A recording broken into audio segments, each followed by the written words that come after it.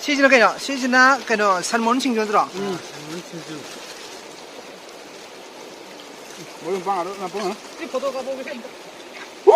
시즌 농 손도 해절로. 당 칭도 손다. 시가 인절로. 칭치 다 지로.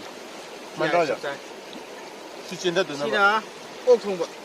문사. 문사.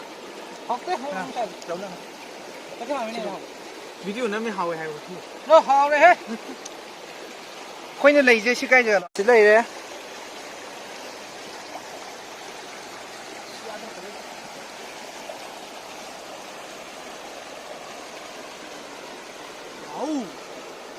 ô mình xả thùng bạ sân món sinh du